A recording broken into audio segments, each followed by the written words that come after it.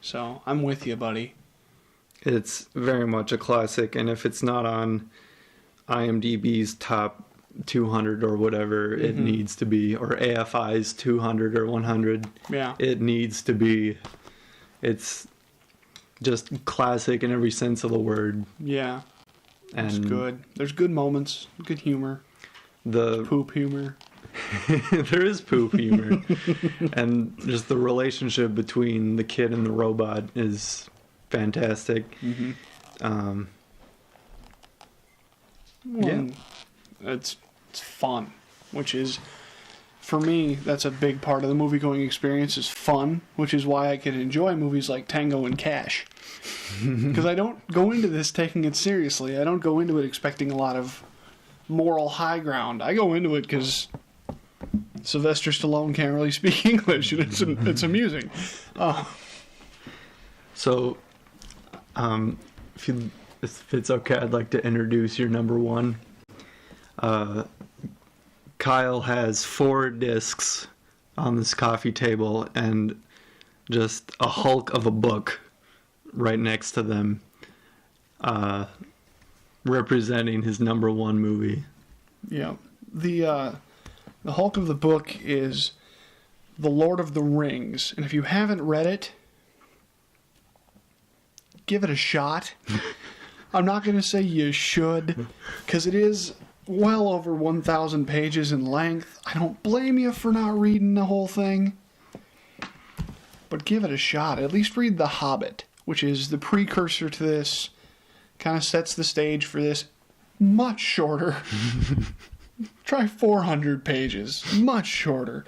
But the movie, my number one movie, is The Return of the King, which is the end part, the culmination of all the effort of the first 800 pages of this epic. Because Sam Gamgee is the hero. No, oh yeah. The third movie, I feel, is the best of the 3 Lord of the Rings movies. I feel everyone who was involved in these... First, let me say about the trilogy, that it didn't follow, and Matt and I were talking about this earlier, a trend that some trilogies seem to be following, where the second movie is the worst of the 3. And the only reason I can think of this is because it was written so long before this trend existed.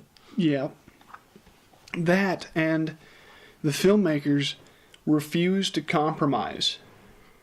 Yeah. On a lot of things.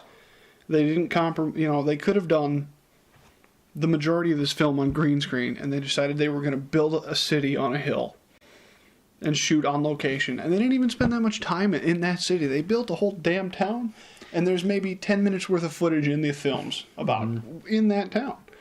So, and the epic landscapes are actually them in New Zealand. Exactly. They found places that closely matched the descriptions, which are detailed in the literature. Every actor who had a speaking role, okay, that's maybe going too far. The main 9 characters and some of the bigger supporting characters all read the entire epic before they got there. So they understood the tone of it. And they understood their character's role very well, and everyone stuck to that. So, respect to the actors, respect to Peter Jackson, respect to Weta Workshop, who did all the props in the building and really brought the vision into reality. Because a lot of the things, the costumes especially, kind of make these characters. Because the way they look isn't really touched on in the literature. But film is a visual medium. And they understood that. And they did their absolute best, and it was worth it. The reason I choose the third movie over the first or the second, reason I choose Return of the King over, say, The Two Towers or The Fellowship of the Ring, is because this is where the shit really hits the fan. And it's... I gotta find Stuff starts to happen. Well, yeah, the first movie is relatively slow moving in comparison with the other two. And it purely sets up the other two. It is here's this character. Here's a little bit about this character. It's almost like they flip-flopped the first movie with the second movie in that trilogy trend. Exactly. Or the first movie was kind of treated more so as filler. Yeah. If I were to draw a diagram of how this trilogy works, it would be in a slanted line. Mm-hmm. And the first movie, The Fellowship of the Ring, would be towards the bottom of that line. And then Two Towers would be somewhere in the middle. Return of the King would be at the top. The pinnacle, the highest point. It's constantly escalating. Mm-hmm. Which is good. And this is when the characters really shine through, I think. Because especially with Aragorn, Strider, this is a man who has been hiding from his role as a king for his entire life. And he's finally coming into this role. He's stepping up. This is when Sam steps up and saves Frodo's ass yet again. I could go into that, but I'm not going to. You know, this is where... So this is the Greedo shot first equivalent of Lord of the Rings, huh? Pretty much. You know, and everyone steps up. Gandalf has died and come back to life already, and he's here kicking ass, trying to save the day, doing everything he can to make sure these people are doing everything they can. He's trying to be a catalyst for good here. You know, and the friendship between Legolas and Gimli, it just gets sweeter and sweeter. They're just awesome together. And I say sweet because it is kind of a sweet relationship. You know, this is one that started with a lot of friction. It's definitely, this movie and this part of the book is definitely a case in where the third movie takes everything to another level of just pure epicness. Yeah. And it actually works.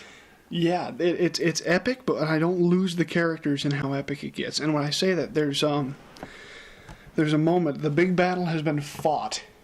You know, there's dead people everywhere. And one of the... What is the actor's name? Steven Spielberg. No, screw you. Diane Keaton. Thank you, man. No, give me a moment. Bill Pullman? Hader. No, shut your hole. Clint Eastwood. Ellen DeGeneres. Kurt Russell. Oh. Whatever. One of the actors. This is a character. He's relatively minor.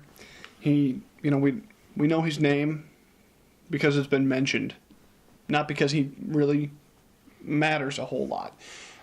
He's a minor character. Anyway, we see him tell his sister why she can't go to war. She hates him for it. There's friction between these two, and then he finds her on the battlefield. She snuck into the war. He sees her, right? This huge epic battle has been fought. Millions are dead. He sees her. He drops everything he has in his hands, and he screams. And it's blood-curdling. The sound I would make if I found my sister hewn and bloody on a battlefield. And it's believable. And he runs, and he drops to his knees, and he picks her up, and he rocks her back and forth. And it's personal. That was in the movie? It's, yeah. Okay. Maybe it's only in the extended edition. Okay. I think it might be. It doesn't... I've seen The Return of the King the most out of the three, and I don't really remember that. I have the extended edition, and it's in that one. And it's a lot more personal. Like I said, everything's a lot more personal. We see a resolution between the conflict with Gollum and Sam, kind of both vying for Frodo's approval. We see Frodo, finally succumbing to the sickness, the power of this ring. And it took him a long damn time. I gotta give him that. I mean, that's like constantly having an IV drip of heroin. Pretty much. You're never getting enough, And he finally grabs the syringe and just plunges into it. You know what I mean? I mean, he's... For kids.